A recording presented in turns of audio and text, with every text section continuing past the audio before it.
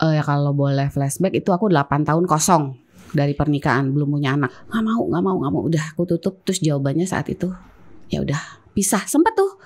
Oke, ya Allah gitu kan, dikasih sehat aja gitu kan udah nikmat ya. Iya benar.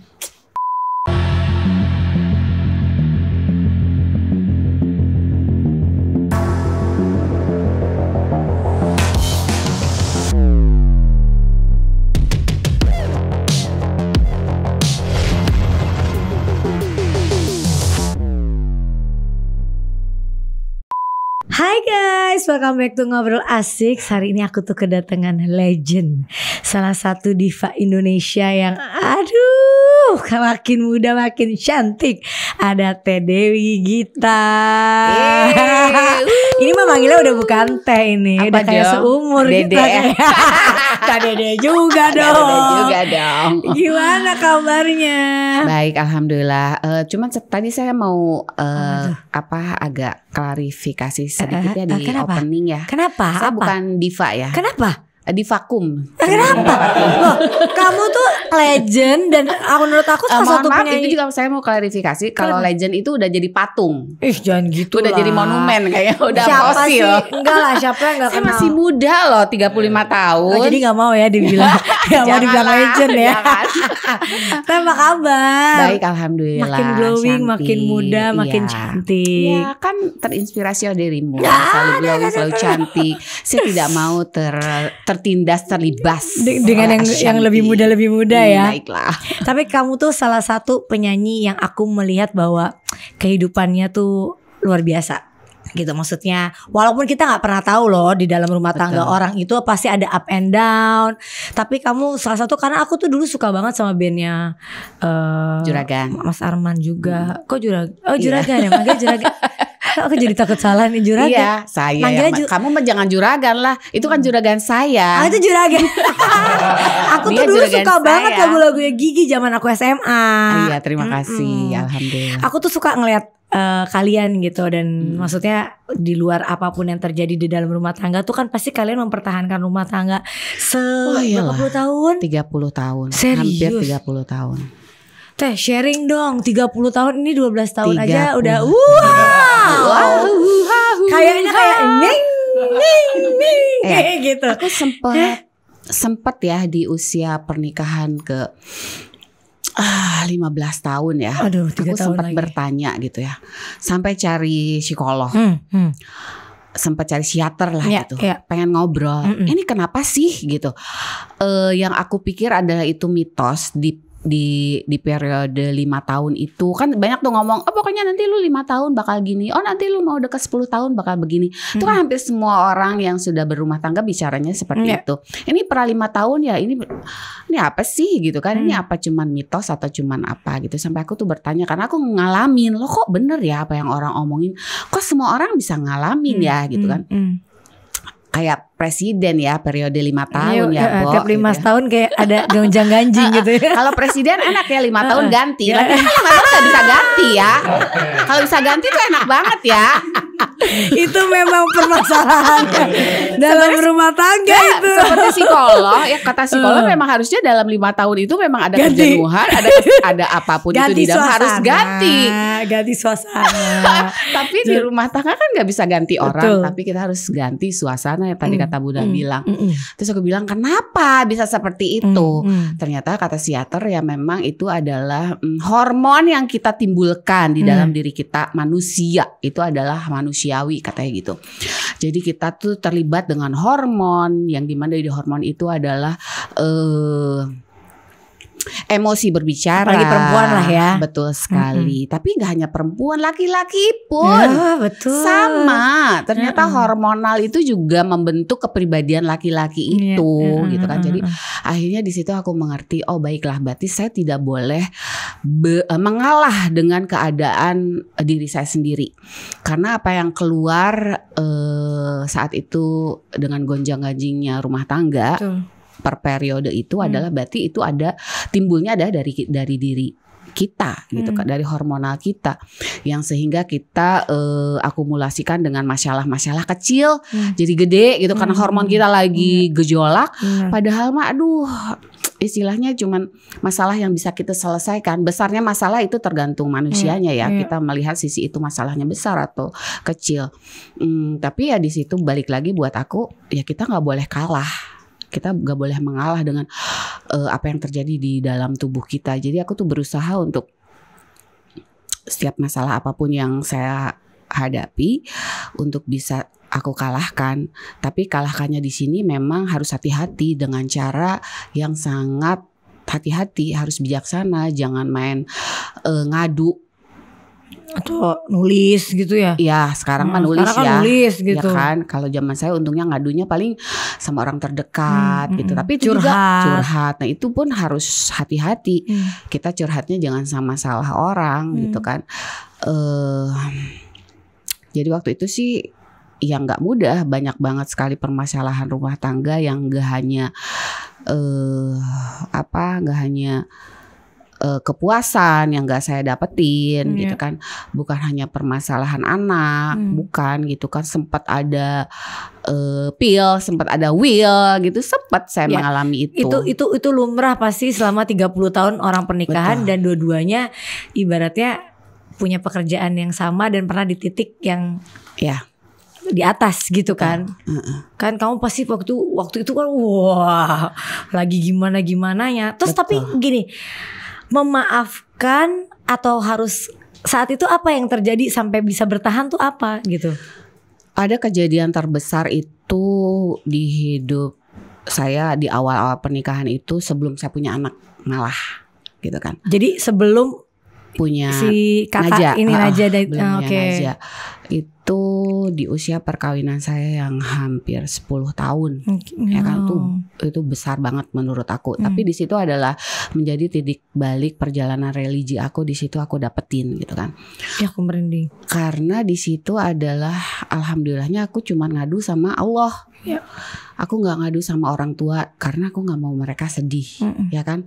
Yang aku alami itu benar-benar aku telan sendiri, aku nangis sendiri apa yang terjadi saat itu. Ingat banget tahun 2000 di saat aku belum hamil. Terus ya kalau boleh flashback itu aku 8 tahun kosong dari pernikahan, belum punya anak. Jadi kamu itu sempat 8 tahun kosong baru tiba-tiba tahun 2001 itu punya. Tapi tahun 2000 itu ada satu masalah yang besar banget ya kan, sampai ego kita dua-duanya memang nggak bisa turun ya kan. Ya udah kata gue pergi udah gitu tuh udah kayak gitulah istilahnya. Tapi di situ aku tuh untungnya alhamdulillahnya aku benar-benar ngadu tuh sama Allah. Aku tuh 1 tahun aku minta waktu 1 tahun. Minta waktu 1 tahunnya adalah berpikir gak mau di saat pisah pun gitu. Waktu saat itu nauzubillah min dzalika, kalau sekarang jangan. Waktu saat itu tuh jadi kalau pisah pun jangan ada dendam. Itu kan yang susah, yang ngikutin gak bisa, di batin kan kita, emosi, di jiwa kita itu kan dendam. Aku gak mau ada dendam di antara aku, di antara pasangan aku saat itu gitu kan.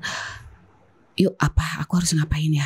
Di situ aku puasa, sholat, zikir itu cuma gitu aja tuh setahun.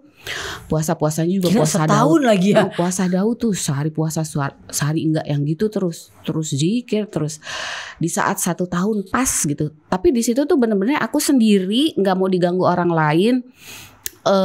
Ada apapun yang ganggu aku ya adalah saat itu tahun 2000 lagi naik-naik daunnya ya. Laki-laki mana sih ya yang enggak ngelirik kita lagi ranum-ranumnya. Tapi baru aku tutup gitu, nggak ada gitu. Padahal di saat goyah tuh kan ada orang masuk tuh itu sangat gampang banget ya untuk kita jadi berbalik ya. Itu tuh aku nggak mau. Udah aku tutup. Terus jawabannya saat itu ya udah pisah, sempet tuh. Oke. Ya udahlah gitu, ikhlas. Aku udah kayaknya oke, ya udah jalannya untuk sampai di sini kali jodoh gue sama dia. Terus udah gitu, di saat justru aku ikhlas, di saat aku justru pasrah sama Allah, terus si juragan tuh sempat ngomong ini, ya udah aku boleh kapan nih keluar dari rumah ini, gitu kan, sempat ngomong kayak gitu. Terus aku bilang terserah, aku bilang gitu. Dan aku juga udah bijaksana, terserah, silakan. Kalau memang ya. Kalau memang kebahagiaan kamu udah ada di luar sana, ya aku juga nggak bisa istilahnya nggak bisa mempertahankan. Ya buat apa kamu sama aku kalau kamu nggak bahagia? Udah kayak gitu lah, nggak pergi. Malah nggak pergi, malah aku gituin malah nggak pergi. Gitu, sampai saat ini. Tuh kalau mau, masa sih ada cerita kayak gitu nggak nyangka kan gitu. Orang nggak pernah denger nih cerita. Nggak tahu nih, cuma di sini nih, baru di sini aku reveal. Kenapa? Bukan berbagi, saya bukan mau share perpisahan, tapi saya mau share bagaimana mempertahankan rumah tangga yang setiap orang pastinya nggak mudah, pastinya penuh perjuangan ya pernikahan itu. Karena buat aku pernikahan itu adalah sekolah yang nggak putus-putus, kuliah yang mau jadi dokter tuh nggak dapat gitu kan. Dan di sini adalah sekolah keimanan kita, di situ juga teruji, segala macam juga teruji, perjalanan religi juga teruji di pernikahan. Jadi aku tuh mau share bagaimana mempertahankan. Nah, tahun 2000 itu ada rilis album aku Kegaiban Biru. Itu semuanya tuh ciptaan Arman. Itu tuh liriknya juga dia yang diciptain tuh. Kalau mau dibaca satu-satu, iya itu dia, keadaan dia saat itu, dan aku yang nyanyiin. Di situ tuh ada maafkan aku mendua, kau jauh, buat yang lagi jauh sama dia. Itu gue yang nyanyiin, Ashanti. Tapi bukan buat gue itu lagunya. Bisa kayak gitu. Aku tuh baru nggak setelah. Aduh kak, perkara nih kak. Ini gila ya gitu kan. Tapi ya itu tadi, hebat banget sih. Itu tadi, saya justru tidak menyalahkan semuanya ke juragan ya. Aku justru juga di situ menyalahkan aku, dimana memang aku juga di situ lagi ego tinggi. Aku lagi istilahnya naik daun banget, lagi ngerasa punya power lah. Iya, lagi punya ngerasa duit lebih banyak dari suami gitu kan. Jadi aku lupa untuk ngurusin dia. Terus karena 8 tahun kosong, belum punya anak, jadi aku kan ngerasa perawan aja gitu, ngerasa nggak punya siapapun yang aku harus urus. Itu pun karena aku ngerasa itu kesalahan aku juga. Jadi waktu itu setahun perjalanan aku untuk cari jawaban itu adalah karena aku ngerasa ini salah gue juga. Aku 1 tahun tutup jendela, tutup pintu tuh untuk apapun angin yang masuk untuk cari jawaban. Ya jawabannya ya adalah ya ternyata dia jodoh aku sampai sekarang. Tapi akhirnya kamu nggak lama punya, karena doa. Karena doa. Itu Masya Allah banget. Ya udah kali ya, gue harus punya anak gitu ya. Dan kalian berdua sama-sama akhirnya kan, dia pun akhirnya udah gitu untuk memperbaiki semua gitu. Memperbaiki semua.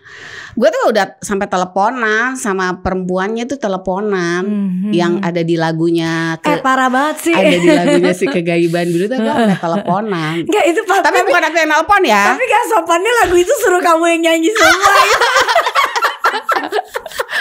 Tapi ya sekarang sih jadi bercandaan ya. Jadi cerita lucu. Jadi lucu kan. Jadi ya itulah perjalanan hidup penuh pelajaran gitu kan. Itu justru yang harus kita share ke anak cucu. Iya. Ya kan? Artinya orang banyak yang bilang bahwa ya di saat ada yang melenceng sedikit, nggak semua jalan solusinya tuh harus pisah. Betul. Bisa aja mempertahankan, bisa kok. Ternyata kalian maksudnya sekarang makin bahagia kan? Iya betul. Dan pasti dari kejadian itu aku yakin Kang Arman bakalan kayak. Iya betul.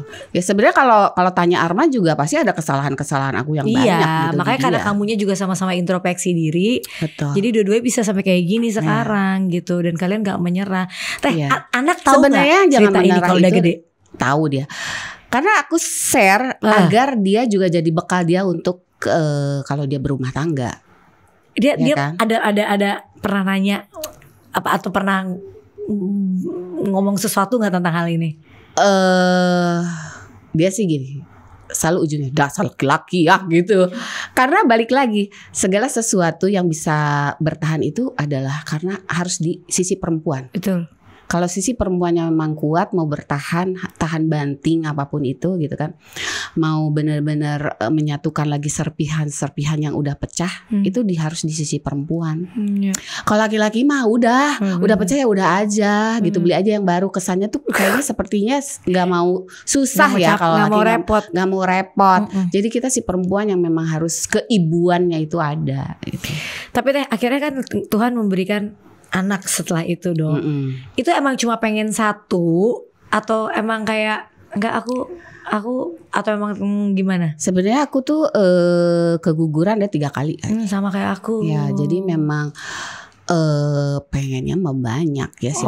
Jadi bukan karena memang karena itu terus kayak udah punya anak satu aja. Di saat udah punya Najah juga aku sempat hamil lagi, tapi di saat umur aku udah 42 tahun.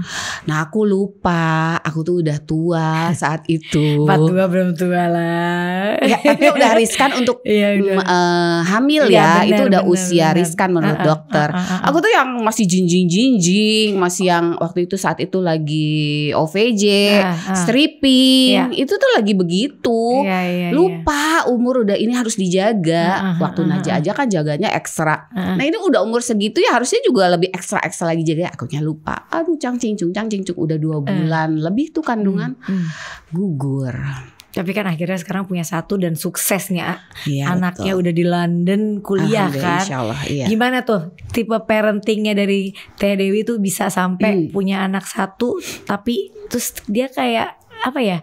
Kayak akrab kalian dan pas pisah tuh gimana rasanya dari yang biasa bertiga terus ngelepas betul. Gitu. Wah ya orang tua mana sih ya Bun yang gak pengen. Tapi disusulin mulu. Iya makanya orang tua mana yang pengen jauh sama anak-anaknya. Semuanya juga udah anak 11 aja pengennya deket semuanya ngumpul ya. Apalagi mangan yang penting ngumpul kan gitu kan. Kayaknya filosofi kita orang timur ya kan. Bener. Siapa yang gak pengen berdekatan sama anak-anak. Cuman ya itu tadi aku tuh pernah punya pengalaman gitu ya di saat pengalaman orang tua saya gitu kan. Jadi memang kita tuh sebagai orang tua tidak bisa memaksakan kehendak kita orang tua gitu kan. Di saat anak punya mimpi, punya cita-cita, ya kita sebagai orang tua hanya hanya sebagai media untuk mensupport mereka kan ya gitu kan.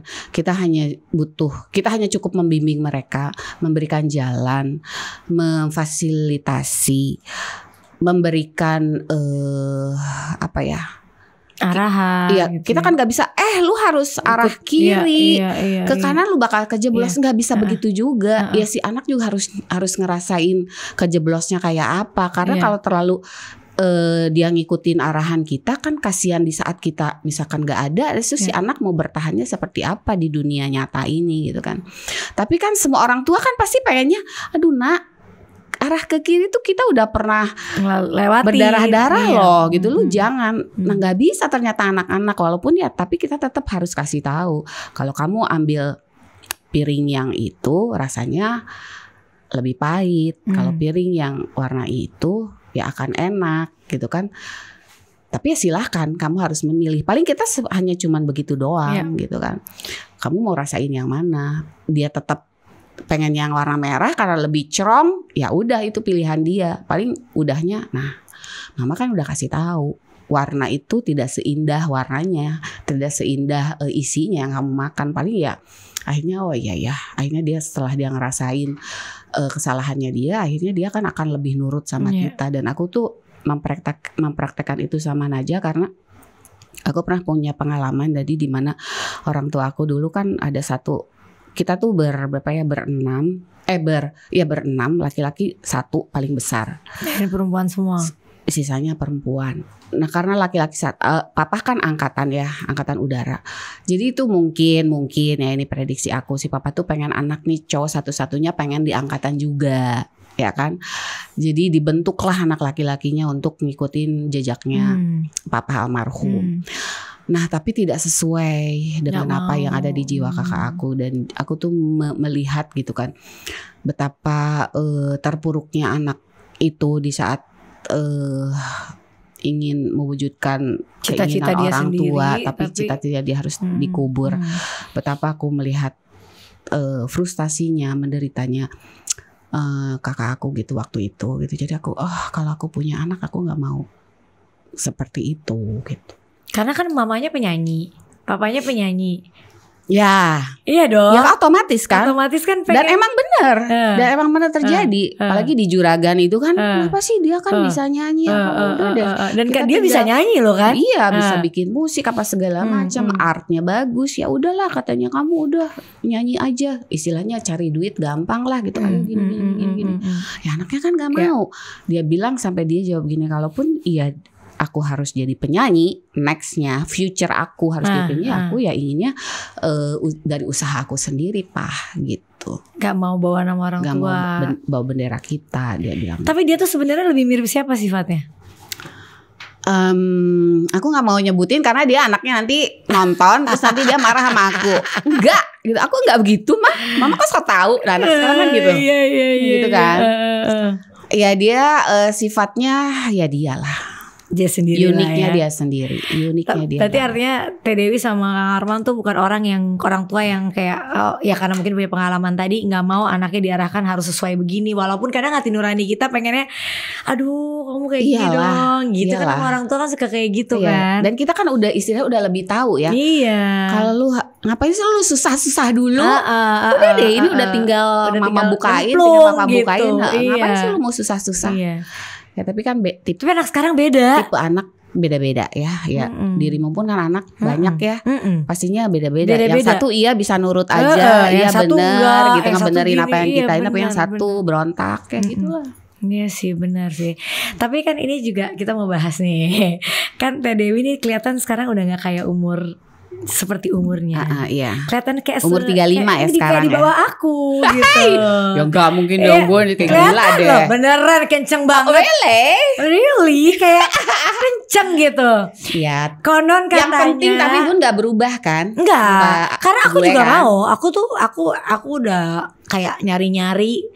Tapi aku belum pede banget aja gitu untuk lakuin. Karena aku ngerasa ini kan bukan merubah. Bun masih cantik. Oh bukan, ya maksudnya untuk 3-4 tahun lagi. Next ya. Pembekalan ya. Atau setahun lagi. Nanti gue kalah lagi dong.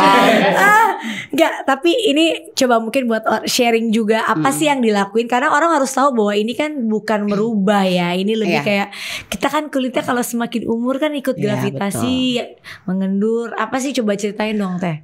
Jadi sebenarnya aku tuh aku kan sempat sakit di tahun 2016. Sakit apa? Sakit, jadi paru-paru aku tuh jadi gini. Aku tuh sempat hidup yang terlalu bersih, terlalu sehat, ya kan. Dan itu hampir di umur aku memang hidupku memang bersih sehat, nggak makan daging, cuman buah dan sayuran. Berapa tahun tuh? Wah dari remaja ya. Terus aku olahraganya kan freak, ya kan. Olahraga tuh bisa 300 sit up aja bisa 3 kali 300 kali 3. Jadi sekali sit up tuh 300 berhenti. Itu dari muda? Iya. Aku tuh umur 45 tahun six pack. Fit banget makanya. Makanya umur segini masih bisa joget-joget ya. Jogetnya masih bisa. Ya. Cuma badannya aku juga kaget sih lihat kamu. Jadi tapi tunggu dulu ceritanya nih. Sekarang tuh totalnya aku udah gak olahraga karena gara-gara sakit. Tapi langsing. Ya tadinya kan dari 2016 2018 tuh aku sampai naik kiloan 20 kilo. Karena aku kena sakit. Iya aku sempat lihat kamu agak moon face. Aku moon face gara-gara memang dari 2016 itu aku sakit. Jadi virus bangun di paru-paru. Jadi itu tuh virusnya makan di paru-paru atau jantung atau otak. Alhamdulillah aku paru-paru. Kalau udah ke jantung udah alhamdulillah. Lalu ke otak udah. Tapi kan tetap bahaya saat itu. Bahaya banget. Jadi aku udah megap-megap. Sebenarnya kalau teman-teman deket aku nggak ke pengumuman tuh aku sakit waktu saat itu 2016 itu masih OVJ. Sebulan di rumah sakit. lumayan lah, habis ratusan juta ya orang sebulan di RSPI. Terus udah gitu kita nggak tahu loh, emang nggak pengumuman. Jadi yang tapi teman-teman dekat kayak teman-teman GAS, gabungan dengan artis dan seniman Sunda itu semua tahu. Pada nengokin tuh, kata teman-teman aku yang nengok aku tuh megap-megap kayak ikan, enggak kayak sesak gitu rasanya. Iya, karena kan paru-paru yang dimakan. Nah itu aku terlalu bersih dan sebenarnya boleh makanan bersih itu harus. Terus menjaga makanan itu memang harus, tapi pola hidup kita juga harus seimbang. Harus balance. Di situ aku kan terlalu kerja bagai kuda ya. Tapi makannya juga sampai dijaga. Tidur, belum off air, keluar kota kurang tidur. Nah itu tuh. Jadi kan memang tidur cukup, makanan bagus. Itu tuh yang harus benar seimbang. Olahraga juga cukup. Nah aku olahraga terlalu berat, makanan terlalu diet, tidur nggak ada, istirahatnya nggak ada. Nggak ada, udah di saat nyerang lah tuh virus ya. Ya mungkin di aku tuh benar-benar nggak ada warning, badan sehat. Tiba-tiba satu malam blek sebelah nggak bisa bergerak. Aku pikir stroke atau gangguan jantung karena aku ada GERD. Aku pikir udah dari jantung kalinya dari GERD. Ke rumah sakit, ambulan. Sekarang udah benar-benar nggak bisa gerak. Ambulan datang, terus udah gitu ya udah yang dihajar tuh GERD dulu. Terus observasi 2 minggu akhirnya ketahuan ada virus. Terus di situ ditembak steroid ke badan. Sama kayak aku tuh. Iya, kan jadi gemuk. Terus setahun setengah tuh obat segini setiap hari, suntik kiri besok kanan kiri kanan tuh selama setahun setengah. Akhirnya 20 kilo naik. Nah di situ terus dokter udah ngasih warning ke aku harus makan daging karena aku itu awalnya adalah zero protein. Kamu cuma makan sayur. Betul, sayur buah. Gak seimbang. Kan kita badan butuh banget protein. Dan virus itu takutnya sama protein. Dan aku flashback lagi, no wonder aku banyak keguguran sampai 3 kali itu karena aku kekurangan protein. Jadi janin itu makan protein yang ngebalut itu kan sumber protein. Jadi gak dapat makanan. Jadi dia makanin selimutnya dia, akhirnya jatuh. Itu di situ. Jadi aku zero protein, Bun. Jadi di situ tuh aku yang benar-benar gara-gara gemuk itu. Balik lagi nih ya ke kenapa aku pengen kurus cantik nih, kan. Abis itu langsing. Gemuk nih. Gemuk kan udah kilo. Aneh. Tiba-tiba kan kurus. Kan gelayot. Aduh, kok gelayot terus kayaknya enggak seger gitu ya. 20 waktu gemuk ya seger-seger aja. Pas udah kurus kayaknya enggak deh gitu kan.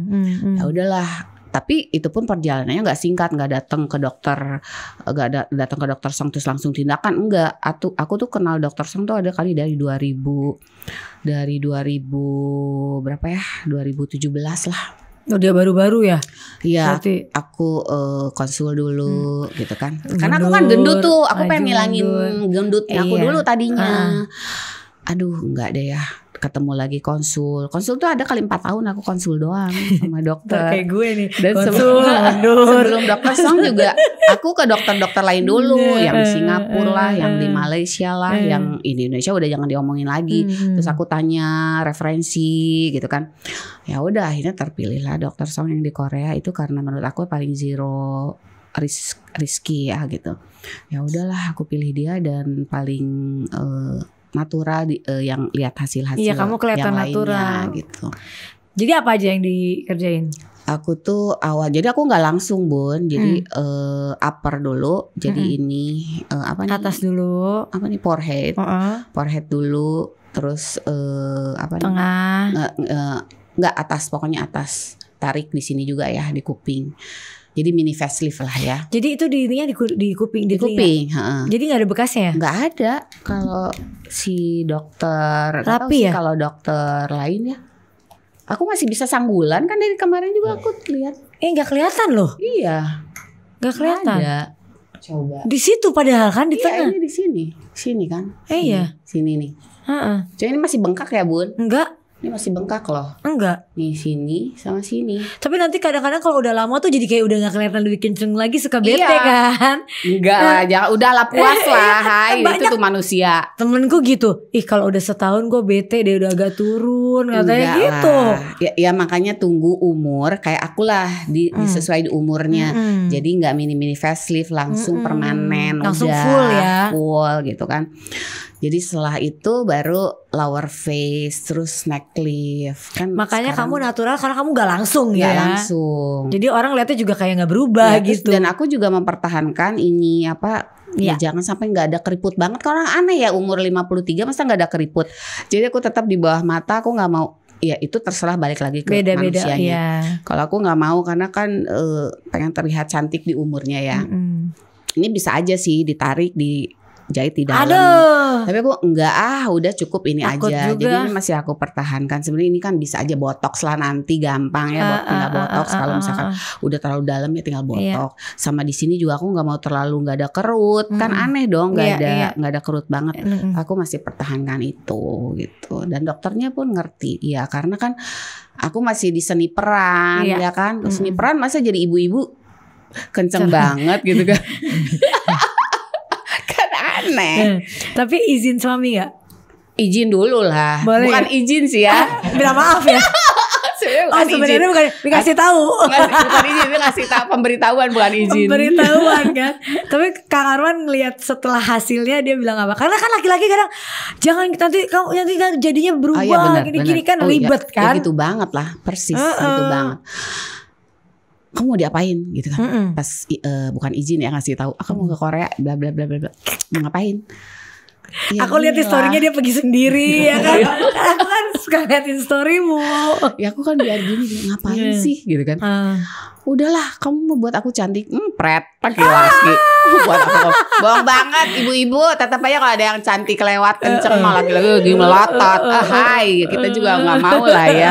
Kita juga kan cantik buat dia ya. Selain buat diri sendiri ya buat suami lah. Buat siapa lagi biar suami gak ngelirik yang muda-muda ya kan. Sekarang yang muda-muda cakep-cakep banget. Iya sekarang yang muda-muda aja umur 25 udah botox, udah perawatan. Zaman kita 20 tahun sih aku belum kenal sekarang udah begitu kan. 35 aja udah ada yang mini facelift ya kan. Nah masa kita terpuruk. Kalau terpuruk buruk dong say. Ya kan jangan lah ya. Kayak kalau kita ada uangnya ya kenapa enggak gitu. Tapi kan. maksudnya setelah lihat hasilnya udah kayak gini dia pasti kayak gitu. Dia muji gak? Dia muji, cenderung khawatir. Awas lo. Udahlah kata dia kan gak mungkin facelift. Ya kan? Gak mau dia mah di botox aja gak mau gitu kan. Cowok. Terus udahlah kamu ya udah ini yang terakhir ya jangan diapa-apain lagi gitu kan. Terus ya, tapi kan kelihatan tuh sinar matanya tuh kayak seneng ya gitu kan, bling-bling gitu kan, lihat matanya tuh bersinar ngelihat kita cantik. Khawatir lo ya gitu kan dalam hati ya, tapi perempuan kan seneng ya. Iya kan itu buat diri kita juga sebenarnya bukan buat orang gitu. Dan aku janji aku udah cuman ini yang penting jangan kadang-kadang tuh suka pengen kayak kayak kurang ini kita nggak pernah, manusia tuh kan nggak pernah puas. Kalau aku tuh kalau ngerubah yang aneh-aneh nggak mau, aku tuh cuma pengen kendur-kendurnya aja. Iya karena kan gini capek kan, botox mesti 8 bulan atau 1 tahun sekali ya kan. Benang sakit banget terus loh itu melewatnya sakit banget. Dan udahlah kalau buat aku tunggu sabar di umurnya baru jeder gitu ya. Itu anti aging surgery namanya, bukan cosmetic surgery. Kalau cosmetic surgery kan merubah kebutuhan juga. Boleh silahkan aja itu kalau memang ada kebutuhan untuk merubah. Tapi kalau buat bunda yang udah ikonik, yang udah karakternya as a Bunda Ashanty ya nggak usah dirubah. Orang kan udah cinta dirimu seperti ini. Taunya dirubah. Tapi kan aku bukan buat orang. Aku pengen aja kayak. Iya tapi kan jangan dirubah. Dirimu udah cantik. Bukan rubah. Ya anti-aging aja. Anti-aging boleh aja lah. kan. Ini kan sebenarnya cuma kayak nanti juga ngendur-ngendur juga kan kita sebenarnya. Nggak mungkin kenceng kayak boneka terus. Kecuali kita tarik setiap tahun. 5 tahun itu yang hasil aku ini akan akan ini. Tapi kamu bagus banget. Kan ada juga tuh yang hasilnya tiba-tiba jadi kayak gak cocok. Itu cocok-cocokan berarti ya. Kalau dokter juga kita harus, misalnya buat orang nih yang mau ngerjain tuh harus konsul dulu, cek juga hasilnya orang. Jadi, gitu ya. Step by stepnya harus kita perhatikan. Jangan lihat hasilnya dulu. Tapi hasilnya seperti ini tuh orang prosesnya seperti apa sih. Karena semuanya juga dalam hidup ini proses ya. Nah kita jangan tergiur sama hasilnya, prosesnya seperti apa. Dan di dokter aku ini, di dokter Song Korea ini benar-benar ngasih tahu minimal 2 minggu sebelum harus ini, harus itu, harus gini. Setelahnya harus ini, harus itu, harus gini. Yang nggak boleh diminum, ada tuh yang nggak boleh diminum. Kita kan suplemen banyak banget ya. Labu katanya apa labu lah tuh. Suplemen juga kita nggak boleh diminum. Karena? Ya nanti takutnya terjadi. Suplemen yang kita biasa minum jadi nggak minum dulu, tapi nantinya boleh. Nantinya boleh. Terus kalau kita ada penyakit apa kita harus kasih tahu. Kita ada sakit ini, kita minum obat ini, kita harus kasih tahu gitu kan. Nah, terus dia tuh ada ramuan jamu sehingga bikin apa sih anti bengkak. Inflamasi. Ramuan jamu yang kita bikin sendiri, bukan dia jual. Cuman kalau bisa sebulan sebelum sama sebulan setelah itu operasi udah. Ya setelah OP gitu. Jamunya cuman kunyit, sereh sama jahe. Sebuku jari gitu. Tiap hari diiris, diseduh di air panas. Udah kita minum kan enak juga rasanya. Itu tuh kayak aku gitu bener-bener gak ada brush, nggak bengkak, masih ada, cuman goyong yang parah. Ya, ada gitu. Temenku ada yang kayak gitu, ada yang enggak. Teh, keluarga harmonis, maksudnya berhasil lah menempuh 30 tahun ini. Aku tuh lagu yang paling aku suka dari kalian tuh yang apa 11 Januari itu lagu kesukaanku banget tuh kalau karaoke. Keluarga berhasil, anak juga insya Allah sesuai dengan apa yang dia inginkan. Cantik udah, karir nih. Kan siapa yang gak ngerti dari puluhan tahun sudah berkarir dari muda, juara ini, juara itu, juara itu. Apa keinginan seorang Dewi Gita yang belum tercapai untuk karirnya? Kan baru ngeluarin single rame-rame ya kalau gak salah ya. Sama Rika Ruslan sama berdua ya. Ada gak sih dalam karir tuh aku tuh pasti kurang pengen ini gitu? Ada gak? Kalau boleh jujur ya Bun, aku tuh di karir gak pernah ngejar. Dari aku awal berkarirnya itu aku nggak pernah ngejar. Aku ingin terkenal gitu, nggak ada gitu kan. Karena aku juga lahir itu di seni tari sebenarnya. Aku nari dari umur 9 tahun. Kakak punya lagu yang judulnya Penari. Di awal kan itu ya, judul Penari itu aku keluarin tahun 90 kalau nggak salah ya. Terus sampai kuliah aku di Institut Seni Budaya Indonesia ISBI Bandung dulu aja. Namanya belum ISBI ya, dulu namanya ASTI, masih akademi, sekarang udah institut. Ini seniman banget sampai nih. Kuliah aja di tari. Jadi cita-cita untuk nyanyi terkenal tuh nggak ada Bun gitu kan. Jadi kalau nanya karir pengen apa, nggak ada. Aku tuh bener-bener yang ngalir aja. Sempat malah lagi naik daunnya tuh lagu Penari. Jiwa aku tuh nggak ada di situ. Ih gila ya. Kok naik nih lagu gitu ya? Bukan masalah naik lagunya. Aku tuh gak bisa nerima fans, gak bisa ngeliat gitu fans gitu yang kok bisa ya ada orang sampai ke gila-gilaan gitu sama orang gitu. Terus jiwa aku tuh nolak. Aku gak mau seperti ini gitu. Mau mundur. Aku tuh sempat mau mundur dari dunia keartisan lah gitu. Kok gak enak banget ya jadi artis. Aku itu tuh pernah ada di fase itu? Iya pernah di fase itu gitu ya. Sampai nangis-nangis. Aku udah sama Arman waktu album Penari itu, aku udah sama Arman. Aku nangis-nangis sama Arman. Kayaknya aku enggak di sini. Terus aku juga lihat Arman gitu kan. Ih, digila-gilainnya sama perempuan gitu kan. Ih, kok kayak gini di panggung euforianya hiruk pikuknya penonton kayak apa? Ngeri. Aku tuh takut gitu waktu itu. Ini bukan dunia gue gitu. Aku sempat mau mundur, enggak mau deh gitu. Tapi terus di situ aku ditenangin sama Arman, dikasih penjelasan gitu yang ngebuka pikiran aku. Kamu tuh harus bersyukur gitu. Nggak semua orang dapat gift seperti ini gitu kan. Kamu harus bersyukur. Dari sini tuh mungkin kamu akan bisa menghidupi keluarga kamu, mengangkat derajat orang tua kamu. Kamu harus bersyukur. Kamu harus bisa belajar menerima. Di situ akhirnya aku yang mencoba untuk belajar bisa menerima semua yang aku dapat. Jadi kayak apa ya? Kayak shock gitu. Kayak nggak accept gitu ya? Kayak kurang shock gimana aja gitu. Ih, jadi artis tuh begini ya? Ya nggak disiapin karena yang nggak ada keinginan untuk terkenal itu tadi. Ya kamu tuh seniman banget lah. Maksudnya bukan pengen. Kan ada orang pengen jadi artis, ada orang yang memang memang senang seni aja gitu.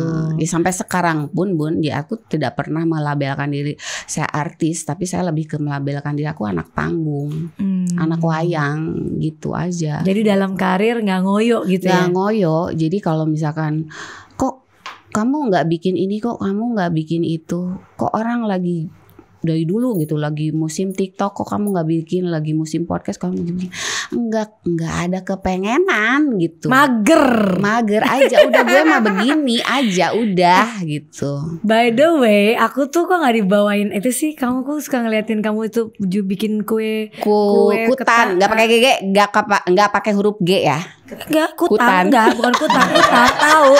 Aku tuh kemarin pengen ngomong sama Ros minta bawa. Iya, tadinya tuh mau bawa, tapi memang pengiriman itu tadinya mau nanti pasti dikirim. Pengen loh. Hari ini pasti kirim. Dia baru sampai jam 3, Bun. Baru sampai jam 3 sore. Oh, itu bukan buat sendiri?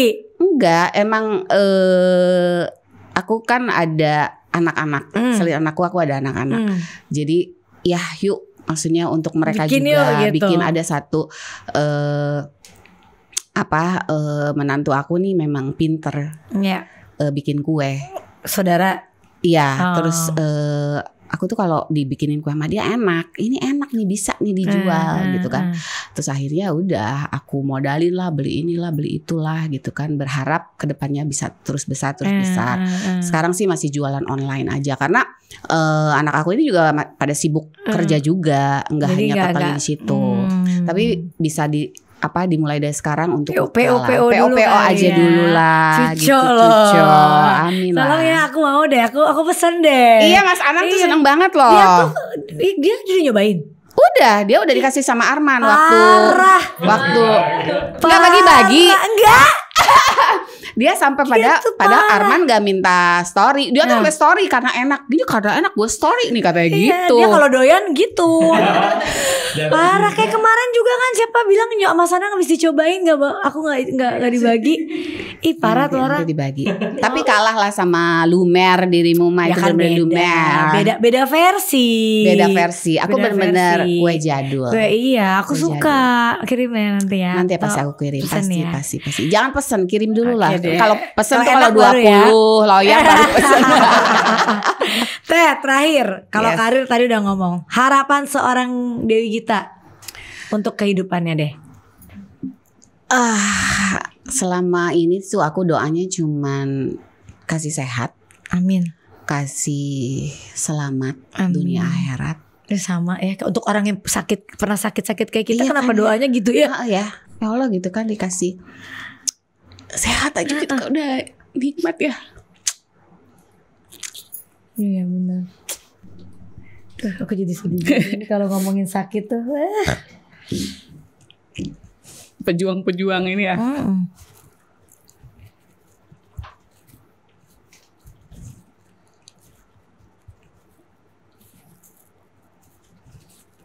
Sorry, aduh.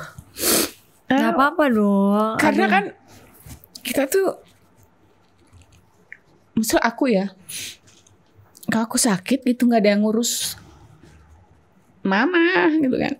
Mama masih ada ya? Umur 88 tahun sekarang. Masya Allah, terus bahagia banget ya. Siapa yang mau ngurus gitu ya Allah gitu kan. Terus suami juga siapa yang mau ngurus gitu. Dia tuh kan juragan-juragan juga kayak anak-anak gitu sampai sekarang gitu kan. Kita kalau sakit tuh pikir anak, suami. Aku gak punya orang tua soalnya. Yang kita pikirin tuh banyak banget gitu. Kalau sakit ya Allah si ini gimana ya nanti, si ini gimana ya gitu kan. Bukannya gak pengen mati, tapi maksudnya betul. Kita semuanya bakal meninggal gitu kan.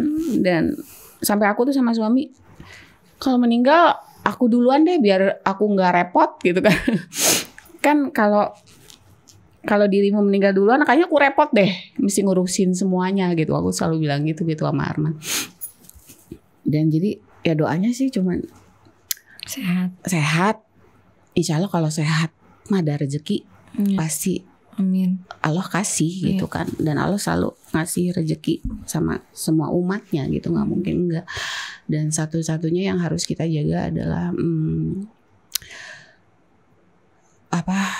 ya sehat itu tadi ya. Ya kalau sehat itu kan juga nggak datang cuma-cuma ya. Kita harus benar-benar jaga lifestyle kita. Dan doa aku juga bukan hanya buat aku sendiri, tapi buat anak, buat orang tua, buat suami juga gitu. Agar diberikan kesehatan, karena orang-orang yang sudah mengalami sakit parah itu ngerasain hidup itu mahal. Ya betul, sehat itu mahal gitu. Jadi sehat itu mahal benar. Doanya ya Allah berilah selalu rezeki yang melimpah, rezeki sehat. Udah, harapannya sih sehat aja. Amin. Aku doain harus sehat. Sehat bisa melakukan semuanya. Kalau sehat itu bisa ngapain aja. Betul. Kalau udah sakit dunia sakit. Itu rasanya udah nggak bisa. Iya, belum lagi orang-orang di sekitar kita juga kan jadi ikut susah, suram gitu mereka. Betul. Katanya. Ya mungkin mereka juga mikir biaya, mikir segala macam. Oh itu betul sekali. Ya. Semoga kita diberikan ya husnul khotimah lah ya. Amin. Meninggal juga dalam keadaan yang tidak menyusahkan orang lain. Terima kasih ya. Sama-sama. Udah mampir ke podcast aku. Terima kasih sudah buat aku nangis. Senang loh ngobrol-ngobrolnya, banyak banget hal yang bisa diambil dari obrolan kita. Bagaimana kamu bisa survive dari segala hal gitu. Mudah-mudahan penontonnya juga bisa mengambil yang baik-baik dari podcast ini. Amin. Terima kasih Teh Dewi. Terima kasih Bu. Thank you for watching guys. Jangan lupa like, comment, and subscribe. Bye-bye.